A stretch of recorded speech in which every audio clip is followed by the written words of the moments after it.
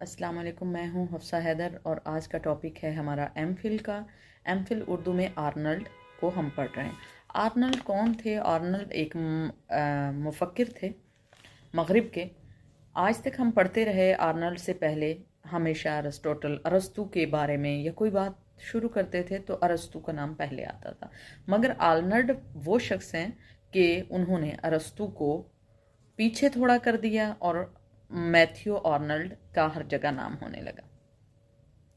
Matthew Arnold जो थे वो एक ऐसे दौर में पैदा हुए अहद विक्टोरिया में जब साइंस का दौरा था।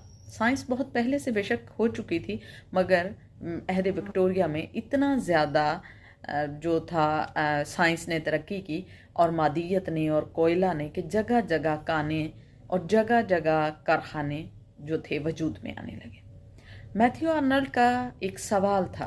वो एक मुफक्किर था और हर मुफक्किर का जो सवाल होता है वो गहरी सोच का होता है। वो कहने लगे मादियत बहुत आला चीज़ सही, मगर अगर ये पूरा इंग्लिस्तान समंदर में बह जाए तो मुस्तकबिल का मौरख क्या लिखेगा? ये उसका सवाल अपनी जगह बहुत अजीम था। उसने कहा कंपैरेटिवली दो अहद हैं, मलका एलिज़ाबेथ का दौर और दौरे विक्टोरिया। इन दोनों में वो किसको ज़री अहद कहेगा? वो दौर जिसमें कारखाने थे, साइंस ने तरक्की की थी, या वो दौर जब शेक्सपियर था और मिल्टन था? तो यकीनन कहेगा कि मेरा जो दौर है, जो शेक्सपियर का दौर है, वो अहद ज़री कहलाएगा। इसी तरह उसका ये कहना है कि एक वक्त आएगा कि मज़हब जो है वो मज़हब की जगह अदब ले लेगा। अब बहुत सारे लोग अगर ऊपरी सोचें तो वो ये कहते हैं कि मज़हब जो है, मज़हब के बारे में बात की उसने, हमारे मज़हब के बारे में बिल्कुल बात नहीं की। उसने जिस मज़हब के बारे में बात की वो इब्रानियत की बात कर रहा था। वो कह रहा था कटर मज़हब की। दूसरा मज़हब कौन था?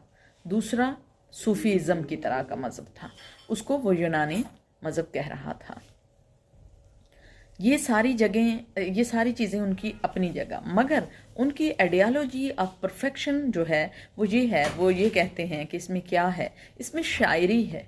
वो कैसे मुकम्मल होता है इंसान? एक इंसान ऐसे मुकम्मल होता है कि वो साहिब ज़ौक़ भी हो, साहिब इल्म भी हो, उसमें स्वीटनेस भी हो और उसमें लाइट भी हो। एक आलिम है शख्स, मगर वो खुरदरा होगा। अगर उसमें जो स्वीटनेस होगी, अगर उसमें शायरी होगी, फ़नून लतीफ़ा जो है उससे वो आदमी मिला जुला होगा, तो उसका जो मुकम्मल हयात जो है उसको एंजॉय कर पाएगा। उसके बारे में उसका ये कहना है कि पूरी दुनिया जो है उसमें इल्म और रोशनी, ये दोनों बहुत ज़्यादा ज़रूरी हैं, और साथ में मिठास।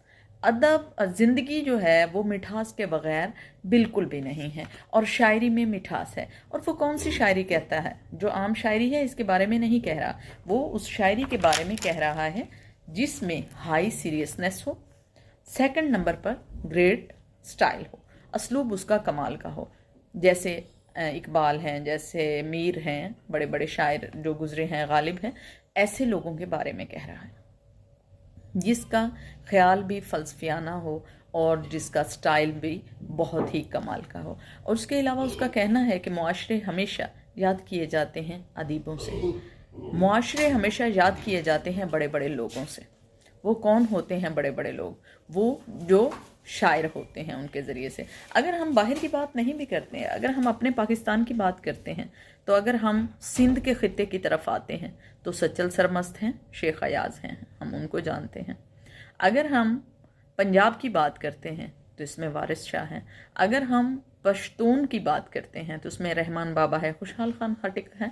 हमेशा अदब से ही पूरी दुनिया को जाना जाता है। तो ये थे उसके ख़यालात, मैंने बहुत ही शॉर्ट तरीके से आपको बताए।